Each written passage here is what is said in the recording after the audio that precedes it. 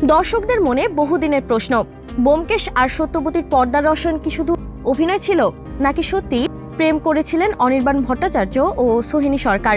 বহু বছর ধরে এই গুঞ্জন ঘুরে বেড়ালেও কেউই কখনো স্পষ্ট করে কিছুই বলেননি। এবার অবশেষে নীরবতা ভাঙলেন সোহিনী নিজেই।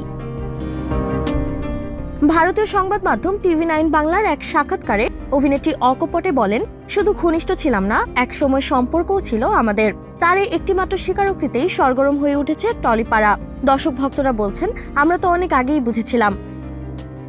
এক্সট্রিম মশার কয়েল প্ল্যান্ট ফাইবার দিয়ে তৈরি, ডেঙ্গু, চিকুনগুনিয়া বাহি সহ যে কোনো মশার বিরুদ্ধে দেয় এক্সট্রিম সুরক্ষা। তবে সম্পর্ক এখন অতীত। বর্তমানে সোহিনীর সঙ্গীত শিল্পী শোভন গঙ্গোপাধ্যায়ের সঙ্গে দাম্পত্য জীবনে সুখে আছেন। অন্যদিকে অনির্বাণ রয়েছেন তার স্ত্রী মধুরিমা গোস্বামীর সঙ্গে। সম্পর্কের সময়কাল নিয়ে ধোঁয়াশা থাকলেও সোহিনীর বক্তব্যে বোঝা যায় একে অপরের প্রতি তাদের সম্মান ও শ্রদ্ধা এখনো অটুট।